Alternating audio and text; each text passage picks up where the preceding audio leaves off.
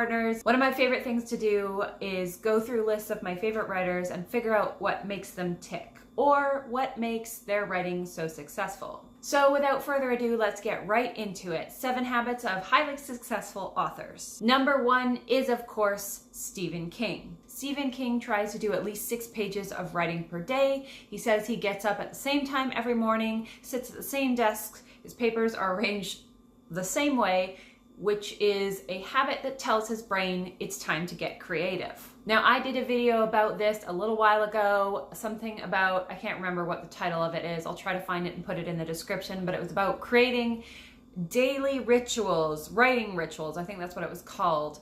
And Stephen King is basically touching on that. He has the same set of things he does every single day, and that's what kicks his mind into gear and makes him go, okay, it's time for writing. And it tells your subconscious that it's time to get creative, right? So kind of cool to see that Stephen King himself also has writing rituals, so to speak. Number 2 is New York Times bestselling author Barbara Kingsolver. She wakes up at 4 a.m. every morning because she is a mom, and so she has lots to do with her kids, taking them to school and that type of thing. Something I'm figuring out as I research more famous authors is that a lot of them wake up really early.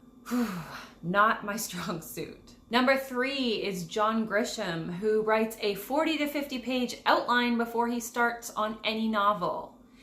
And here's the disclaimer I'm going to make, that these are all awesome habits of awesome writers, but do not take anything that doesn't work for you as like advice that you have to do.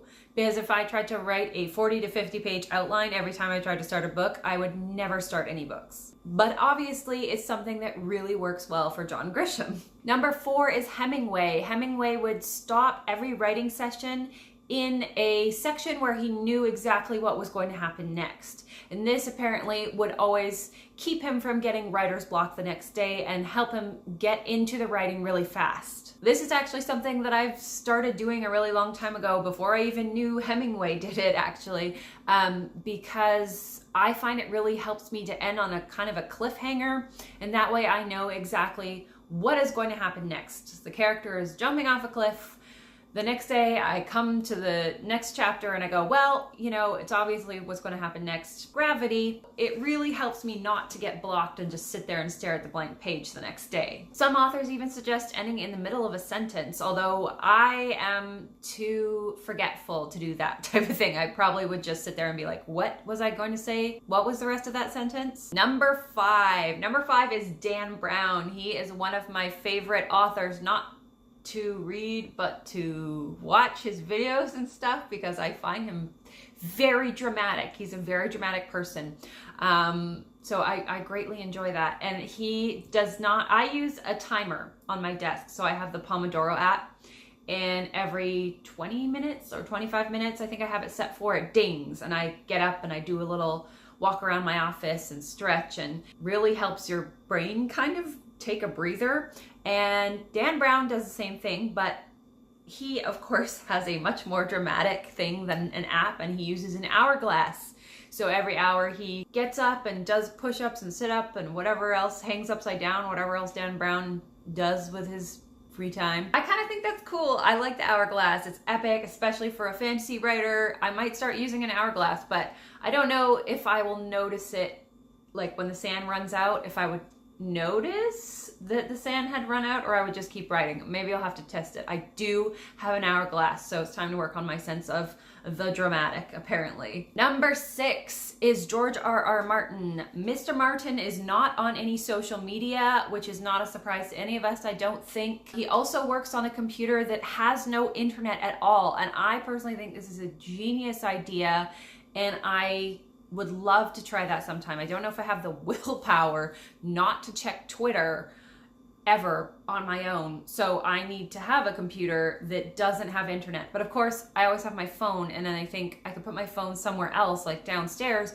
But then what if there's an emergency? Fire, flood, tsunami. I don't have my phone. I'll be screwed. This is all of the excuses my brain makes. And then I have my phone with me, and then I'm just checking Twitter every 25 minutes. It's a problem. And number 7, it's not going to be a habits of highly famous authors unless J.K. Rowling is involved. So J.K. Rowling's one of her habits that I was able to look up and find that she does is she writes everything out with a pen and paper before transcribing it onto her computer. This is something that I actually do as well with my middle grade. I don't do it with all my books because I find it very slow, but I do it with my middle grade because I think I'm in a kind of a different mindset with that.